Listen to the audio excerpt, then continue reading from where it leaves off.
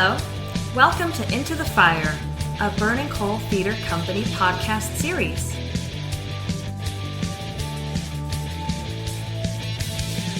Hi, this is Jerome Davis. I'm the artistic director of Burning Coal Theater Company, and I'd like to welcome everyone to Into the Fire, the Burning Coal Theater Company podcast series on all things theatrical. We have a very special guest today as we prepare for our April 2026 production of My Fair Lady by Lerner and Loewe. We have Professor Dominic Broomfield-McHugh, who is a professor of music at the University of Sheffield in Sheffield, England. Dominic, thank you very much for joining us. Oh, it's such a pleasure. Thank you for asking me. Just before we went on the air, as they say, I was saying that we have a tour group that we take over to England on even-numbered years to London, and on odd-numbered years we go somewhere else. And so in 2025, we did a sort of a rural England tour where we based ourselves in Stratford-upon-Avon, and then we drove around the country to Birmingham and to Liverpool and to Sheffield and a couple of other smaller venues, theater venues like the Watermill. I don't know if you know the Watermill. They do a lot of musicals down there.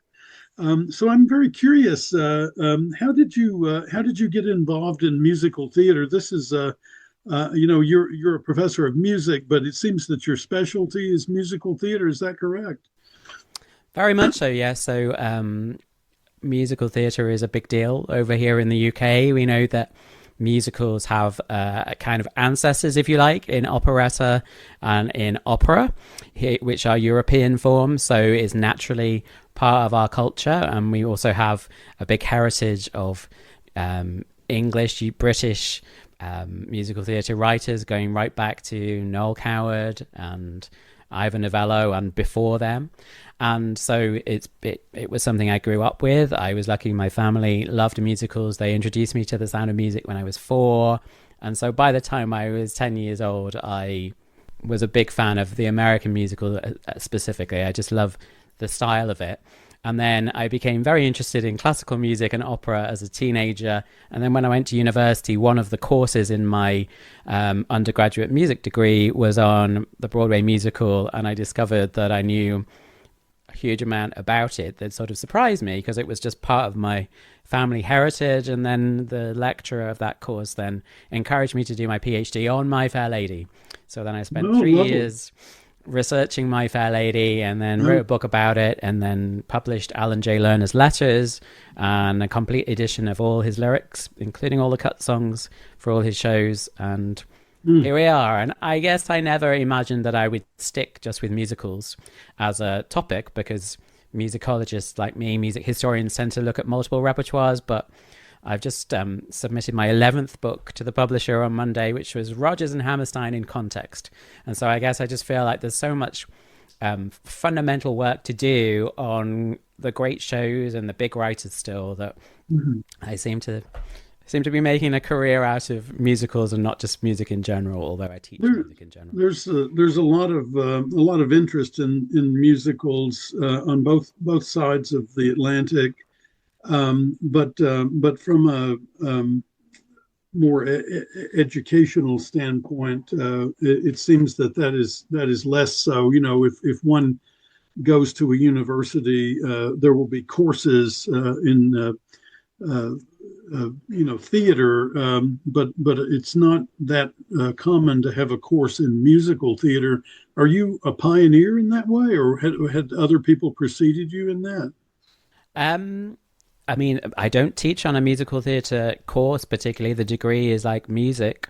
So I'm not a pioneer in that sense. There are now some kind of practical courses in other universities in the UK where they teach people how to become musical theatre performers. But there really still aren't, as far as I'm aware, anywhere in the world, there still aren't purely academic courses on musical theatre in the way that there are with, as you say, drama or with just pure music. So I think there is some potential there, but economically, it's maybe not the time to be branching out in a whole new subject. And I guess, young people are more and more over here, at least, questioning what's the point of doing a degree? You know, what do I want from it? And I guess Right. they maybe want something more vocational. But I do feel like intellectually and as a subject, it's so rich. You could easily fill 3 years of a bachelor's degree on just musical theatre globally. I mean, it's huge in China now, and it's huge in Australia, as we know, and there's big tradition in South Africa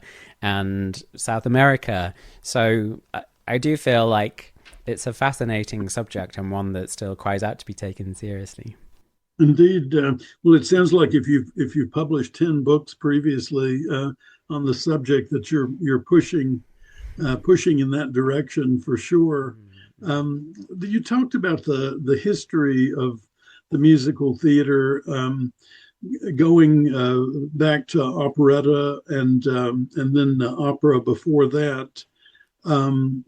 Do you think what are the differences? If somebody said to you just very sort of succinctly clarify the difference between an opera, an operetta, and a musical, and is there anything I'm leaving out of that list?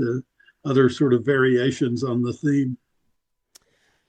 It's a complicated one because almost anything that you could say about any of those three things could be true of the other two. If there are cases where you could think of exceptions. I think the point is that there are three different traditions that grow geographically and in time from different points. So opera comes out of Italy in the late 16th century, and it continues eventually through Germany and France, and it becomes this very highbrow thing for richer, aristocratic, privileged people. And in the mid-19th century, then, we start to find Offenbach, Jacques Offenbach, the French composer, creates what we would recognize as operettas. And those are pieces that actually make fun of grand opera. So the point with Offenbach is that he says, well, actually, I'm gonna create this thing that is mocking grand opera, and then Gilbert and Sullivan come along and do like an English version of it later on in the 19th century. So we're on a kind of British operetta, which is then mocking upper class people. And one of the ways they do it is by mocking grand opera, because it associates this sort of grand style with the kinds of people that had access to those spaces. So then you get into the 20th century and there's still operetta being written, but musical theatre becomes this more vernacular kind of form. And musical theatre then starts to make fun of operetta and opera. So Irving Berlin's first musical has a pastiche of Rigoletto, the Italian opera. So one of the points about the genres is actually that when they reference each other, we suddenly see the difference between them. But it's a class thing. I think musical theatre has always been lower to middle brow, and operetta was always a very middle brow, middle class kind of genre, and opera has always historically been a more upper class kind of genre, which explains where they take place, size of the orchestra, what the stories are about, what points of view they're told from. And the music then just fits in with those things. But of course, we can all think of Broadway musicals that sound very operatic. We can think of Ezio Pinza, the operatic bass appearing in Rodgers and Hammerstein's South Pacific in 1949. So it sounds like we're in an opera then, because he's standing there. And if you were in the theatre, you'd have been pinned to your seat with the sound of this amazing opera singer singing an operatic type of thing at you. So there is some bleeding between them. But at the same time, there's a sort of sense that his role in that show is different from everyone else in the more musical comedy kind of vocal world or musical style. So I think that's the point, is that actually we kind of know it according to who's seeing it, who's doing it, and where they're doing it, and at what point in history. But all three existed concurrently. And I think one of the things people sometimes misunderstand is it's not the case that there was opera and then it was watered down into operetta, which was watered down into musicals. They're actually quite different branches of the tree, but maybe they're all the same tree. Yeah, it sounds like I love that idea of mocking. It almost sounds like a generational thing in the way that the youngest generation mocks the previous generation, who mocked the previous generation. Do you see another transformation in the future, or do you think we've mocked our way to the end of the line with the musical theater, or is there more to come there? Well, this kind of meta musicals are incredibly popular now, although it's not a totally new thing. I think in 1930s Hollywood, the most common form of movie musical was the backstage musical. Right. So it was the case that back then, you know, if you were writing a musical, a lot of the time you'd be setting them backstage at the theater and then kind of Kiss Me Kate. Yeah, exactly. Yeah. Kiss Me Kate is full of pastiche. The end of Act 1 of Kiss Me Kate, the finale, is a pastiche of Donizetti's Lucia di Lammermoor. We've got Wunderbar in that show where they're imagining this operetta they appeared in as younger people, and there's very much operetta as a reference. So Wunderbar isn't an actual song, it's something that Cole Porter also wrote, but there's a sense of, it's a waltz and it's a bit Austrian, so therefore it must be operetta kind of thing. I think in the 21st century, there's such a sense now that it feels like every third musical is in some way about musicals, or that there's something pastiche, self-referential. Yeah. And I do think there's some negatives to that. I think that it can lead to burnout, because you know, Producers did that 25 years ago, but then Producers was based on a film from the 60s. Right. Which was also doing it, okay, not with all the musical numbers, but Springtime for Hitler was this kind of thing, right? So we got that. We've got Avenue Q, which is doing it. We've got The Drowsy Chaperone, which was doing it. There's this whole series of them now, and I do feel like Broadway has this struggle to figure out how the music specifically should sound. I think there's plenty of great stories still to tell about America or humanity or the world or history, but how making the music new is really difficult. And I guess Hamilton's success, which is also full of pastiche, is that Lin-Manuel Miranda decided to take it in this hip hop direction. So he says, okay, well, let's take this different musical genre for a ride, whilst doing a lot of quite traditional things in terms of what the show is about and how it's told. But the music sounds very distinctive compared to most other musicals before it. But where that has not led to a trend of hip hop musicals, though, and I don't think it's going to. Yeah. I don't think it's going to. I mean, it's more than 10 years old now, isn't it? 11 years ago. Hair didn't really lead to an explosion of rock musicals. Not in that way, anyway. There were rock musicals, but Hair was so unusual in what the book is like, and the participation in Hair. Everyone standing up and getting involved. Very, very one-off. So these one-offs aren't necessarily turning a corner for new directions, and I feel like this musicals, being in love with musicals, is for me not a healthy thing, because I agree. Rodgers and Hammerstein made that mistake with a show called Me and Juliet, which was their biggest flop. Once they got onto the subject of musicals, suddenly no one was sold on the idea. We see it in a lot of different ways in our culture. I think of Saturday Night Live here in the U.S., which is one spoof of television after another. They have a really hard time stepping outside of their own tiny window. And so I think that's a really interesting thought. I was thinking about, as you were talking about that, I was thinking about the royal court in the 1950s and the explosion of writing that happened around Look Back in Anger, where suddenly we saw a woman ironing her clothes on stage, which was stunning and radical at the time. And so for theater to tell the story using that new kind of form was perceived as radical. But your point about the musical, I think, is that tell me if I'm putting words into your mouth, but that it has to do with the sound of the voices.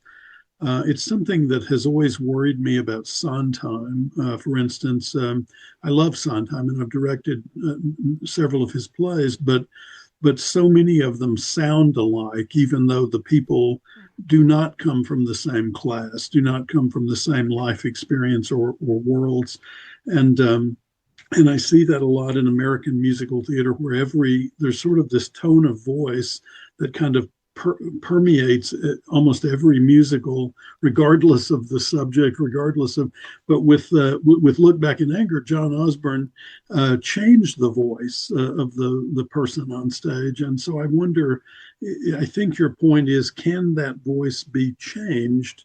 Or is there a limiting factor when you put music to voice?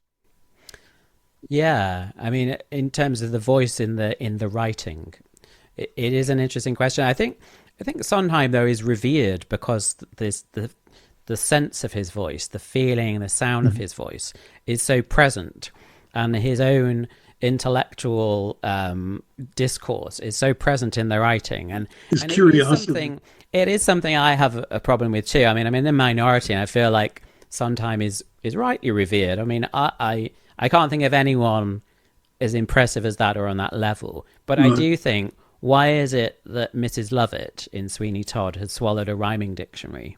That there are these moments in all the shows where Sondheim's own virtuosity overwhelms something about the authenticity of feeling in the character, of expression in the character, whereas what you're talking about there in Osborne, and it's there in Williams and Miller and Shakespeare and all the great writers, is their ability to find a way into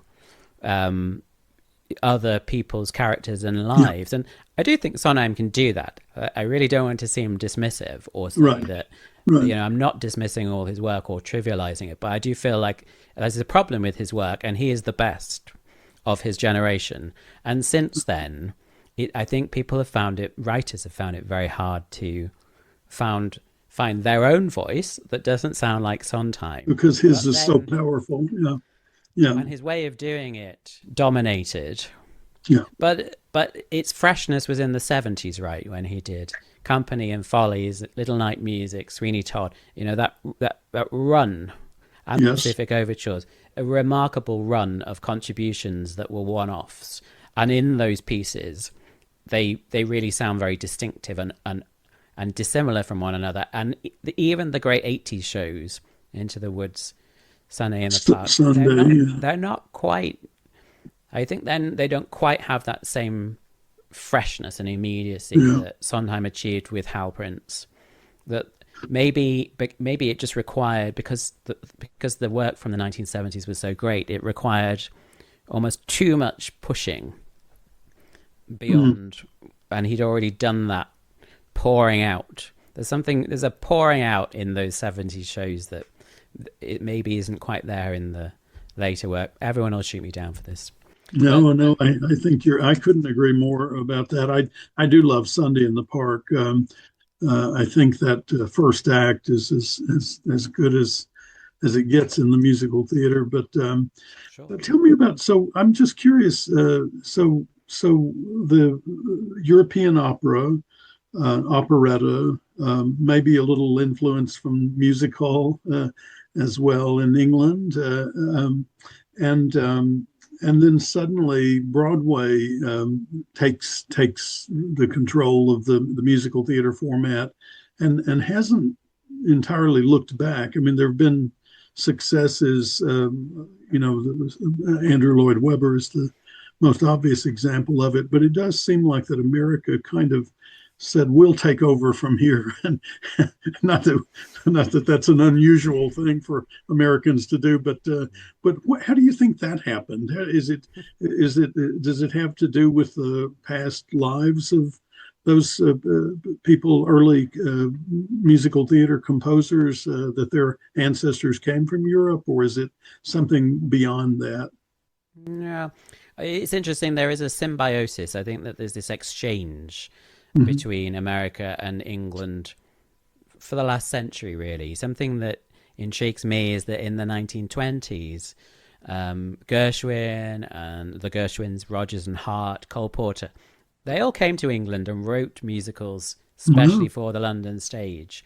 I didn't know There was something at that period about it. It was happening here, and there was something exciting about that scene. And they wanted to be in amongst Noel Coward, who also wanted his plays and musicals to be heard on Broadway. So there's something transnational going on. The Second World War was exhausting for the people of the UK because the war was happening on our shores, rationing was bad. And that meant that theatre struggled to thrive apart from imported theatre. So you find Cole Porter very popular during the war in the West End here, and you find the escapism of it and the vivacity and the healthiness, which was a problem because people were malnourished here. Whereas they would bring performers, stars over from Broadway to the London stage, and there would be this explosion. And then post-war, rationing continued. So it's not the case that 1945, the battle stops and therefore people are healthy again. So for several more years, Rodgers and Hammerstein then appear, and we get Oklahoma, Carousel, South Pacific, The King and I, which take up the Theatre Royal Drury Lane for a number of years consecutively almost. And it was referred to as the American invasion, not the British invasion, the American invasion. And it was very hard then for the British to pull back with their own writing. And we get this sort of gritty working class plays that you're alluding to being born out of this culture. So America represents something very different. And it's only really with My Fair Lady, to come on topic, My Fair Lady comes back from Broadway, having started 1956 with these 4 British leads, with this British subject matter. And it's only when it comes to England in 1958 with the original leads that you start to get a bit more popularity of British subject matter. And we then get Oliver and Half a Sixpence, English musicals, then travel to America and do very well. So Englishness is around a lot more in that late 50s, early 1960s period. And then we get the Beatles, which of course traveled to America and represented vitality in America in a way that American musicals had represented vitality in post-war England. So I feel like I could go on and on and on and people would get bored. But the point is, I think that there is more exchange than we might perhaps realize. But I do agree that there's this continuous flourishing in the Broadway musical from the late 19-teens onwards. Once you've got Jerome Kern writing musicals, it never stopped. Even if there were moments like the Lloyd Webber musicals or Boublil and Schoenberg with Les Mis and Miss Saigon, there were moments where other cultures become more influential, but pretty much there's this American thing going on. And I think it's because, to answer your question, I think it's because being American is about transformation. It's about embodying something. And this is something that we can do very, very well in the musical, because you can stand up and the act of singing is so hyper. It heightens any sense of, just of the everyday. It allows you to express aspiration, excitement, fear, ambition in a way that is not the case with spoken drama. And I feel there's something so American about that, that it fits very well with the character of America in the 20th century, the American century. There's something about the American dream and then this form of discourse that we find in this genre that just seems to fit very well. And we can perhaps understand it, coming back again to My Fair Lady, through not only the character of Eliza expresses all those things, which make that an American musical and not a kind of very English thing. She sings, "Wouldn't it be lovely? Just you wait. Show me. I could have danced all night." This stuff is very open this is not Downton Abbey reserved manners. This is big. But it's also the way in which Julie Andrews is American and not English. That although she represents Englishness to Americans, actually, she's an incredibly American figure because of that transcendence from her working class roots into this superstar. She has used America to become a movie star and a major figure rather than just one of many performers. Well, Hepburn too, Audrey Hepburn, from her impoverished youth to Queen of the Ball. On this the subject of My Fair Lady, I feel like the score is obviously extraordinary, and I think the best that Lerner and Loewe produced, which is quite high praise. But it was based on Shaw, George Bernard Shaw's Pygmalion, who was a very socially conscious writer. I read recently that he was one of the first advocates for universal pay to everybody. He beat Andrew Yang by about a century on that, for instance.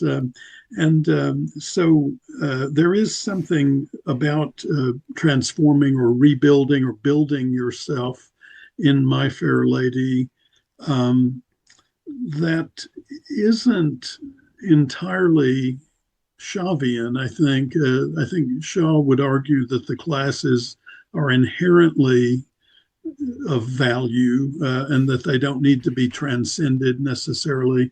Whereas in My Fair Lady, we see her really pushing to rebuild herself, and I think we see Higgins striving to help her do that as well. And I think we also see Higgins rebuilding himself in the process. And so I guess my question about that is, do you feel like that there is a class element to the play, or do you feel like it is, as you say, more strictly about self-enrichment and self-improvement? Oh, it's entirely about class. But his point is that class is something that's performed, that although there are things that happen to us in our childhood and in the situation where we're born that live with us, that make it quite difficult for Alfred Doolittle to lose his sense of working classness. That ultimately, it's about performing, and being able to transcend class is about your ability to push through these fences that are put up to keep you in your place, and that actually if you can present yourself in a different way, then you can become someone different, but I think that's what Shaw was getting at, and it comes through in the movie version of Pygmalion, the Leslie Howard one, which was a big influence on the writing of My Fair Lady, that they definitely use some of the ideas in the movie to make the musical flow a bit more than the play does, because the play is rather static, as plays often are. But the play is completely about class, and clearly Lerner and Loewe are interested in that too. I do think that some of it's a bit softened. The class critique is less stark because they're dealing with a musical, and it is a commercial American audience, and the audience was primarily more middle class. I think Broadway in the 50s, there was definitely a sense of we're in the Eisenhower period, and there's something very white European middle class, the family, about those big shows, most of them. And West Side Story becomes an outlier when we think about My Fair Lady running alongside it, that actually My Fair Lady is the default position, because it represents this slightly more conservative atmosphere, and the music is more European. It's not so, there's very little sense of jazz about it. We're in this European kind of space, and so they are sort of also negotiating 1950s America in the piece, and so it's not that sort of Victorian kind of class critique that Shaw was thinking about. The Industrial Revolution, he was seeing families come from nowhere, set up factories and businesses, and then be able to afford to get into the spaces that would allow them to educate their children to then become gentlemen and then become middle-class people rather which than had never happened before in England, right? Yeah. So, no, the Industrial Revolution, it was a revolution because of how it allowed this crossing of boundaries, this blowing up of society through the rise of commerce, the rise of shops. You know, if you've seen Mr. Selfridge or the Forsyte Saga, you know, the Forsyte Saga on the TV, certainly the first two versions and the books are all about how this family of sons were born into a family of workers originally, who then became lawyers and businessmen, who then got the wealth to make sure that their sons could go to university, could join clubs, gentlemen's clubs, and then could become leading members of society and become politicians or become very influential or go to the opera. So there's this transcending that happens, even though it's not in their blood. And I think that Shaw is in that kind of world in his thinking. He's saying, you know, Eliza Doolittle could be a princess. There's nothing stopping her except how she sounds and how she behaves, and to some extent how she looks. And so we can give her a nice dress and give her makeup, and we can teach her how to speak properly. And of course, the last lesson that she gets in My Fair Lady from Higgins is learning how to behave, which is a bit more complicated because you have to be exposed to society to learn how to deal with it. But then, as you said, she then teaches him lessons in the second act, which are about humanity and equality and about gender relations and about, you know, if you wanted to bring me up and teach me how to be your equal, you then have to start treating me as your equal and not just the other way around. It's a very powerful thing. And I think something that's commonly a problem with musicals is the second acts are often weaker than the first acts, whereas in Fair Lady, there's so much interesting business in the second act with that scene when they come back from the ball and she lashes out at him, and then he's distraught and he doesn't know what to do, and then she gets angry with Freddie and sings, "Show me, stop giving me these words, I need you to show me how you feel." And then the mother comes in like the god from the wings, and she says, you know, come on, pull yourself together, Higgins. This is all significant plot and very gripping for the audience in a way that very often musicals just wrap up. In the second, I feel this one doesn't. It wraps up eventually, but you know, there's interesting business in there that makes you think, where is this going? And at the end, we're not 100% sure where it's going. Where it's going. Yeah, I agree with that for sure. I don't want to do a spoiler for the audience, but I would be curious if you had a thought, and we'll wrap up the interview with this, as to what happens in the garden there with Mrs. Higgins. What happens? Yeah, I mean, in the exchange. Well, we see her leave and say, you'll never see me again, and then we see the mother seem to cheer on that sentiment. Bravo, Eliza. Yeah. Yeah. Although, shouldn't that be Brava? Somebody said that. But in itself, I feel like, Shaw will have known. Even in that, there's some kind of class critique, which is, you know, you're being terribly English. Mrs. Higgins is terribly middle class and not a great linguist. You know. Oh, interesting. Yeah. I feel like every word in that piece is very, very particular. Precise. Yeah. I wouldn't even. Yeah, I don't think that's accidental. Okay. So again, without giving away too much of anything, what transpires in that scene that causes the end result that we see? What transpires? I think the most powerful thing that transpires, other than Eliza demonstrates that she really no longer needs him, is that when Mrs. Higgins says, you'll have to do without. She says to her son, you'll have to do without. And he says, what am I going to do? And she says, do without. Then what transpires is he suddenly realizes how invested he is in her emotionally. And it's what's interesting is that the very end of the show is actually rather ambiguous. You know, do they end up married? Are they ever a romantic item? Are they not married? You know, why is Eliza coming back? There's lots of questions about the actual end. That's what I was getting at. Yeah. But the when Mrs. Higgins says to Higgins, "You do without," and then he responds in this very emotional way, and then sings his big song, "I've grown accustomed to her face," then we can see that there's been a lot cooking between the two of them. And so there is something at stake that is not merely teacher and pupil. And the very final act is that they understand each other. And the script does say, there are tears in her eyes, she understands. And so it feels like it's taken this long process for them to finally understand one another.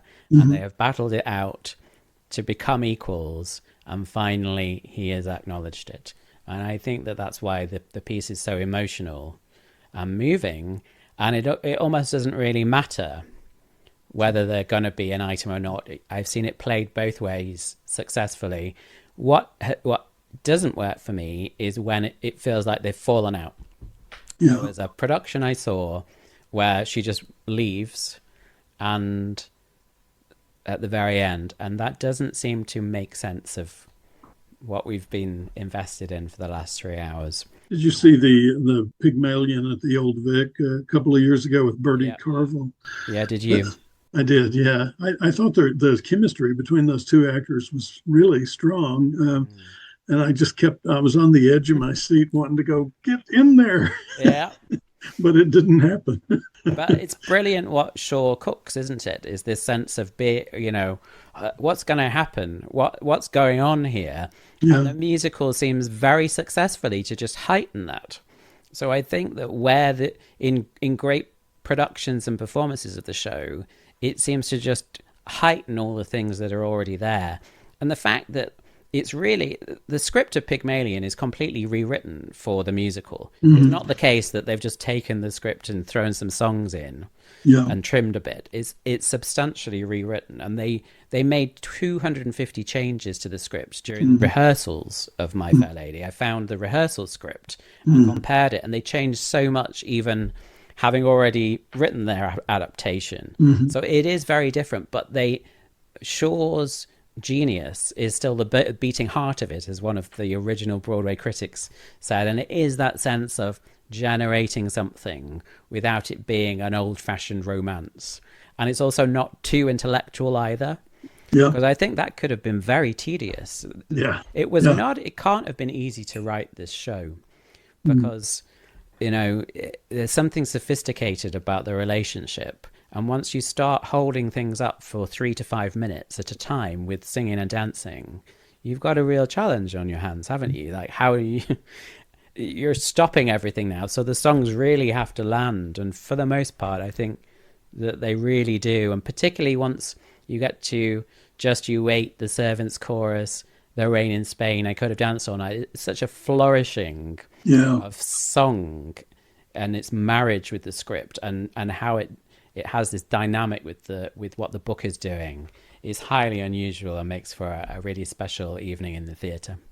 Well, that's a good place to stop, I think, and maybe a good encouragement for our audiences to get those tickets, which it looks like they're doing. Professor Dominic Broomfield-McHugh from the University of Sheffield Music Department has been kind enough to join us on Into the Fire this time. And Professor, thank you very much for doing this. I'm going to go get some of your books now. Are they still in print? Are there any in particular you would encourage our audiences to look at? Oh, yes. I think the two great ones would be Lovely, The Life and Times of My Fair Lady, which tells the writing of this show. And also, I recommend The Letters of Cole Porter, another great Broadway writer, and you can find out all about his struggles and snobbery and romantic life and marriage and all the crazy things he got up to. So that's an entertaining one. That sounds great, and he's much less known here than I think ought to be the case. So we'll push that and encourage people to do it. Thank you, sir, for joining us, and best wishes going forward. Thank you so much for having me. Take care.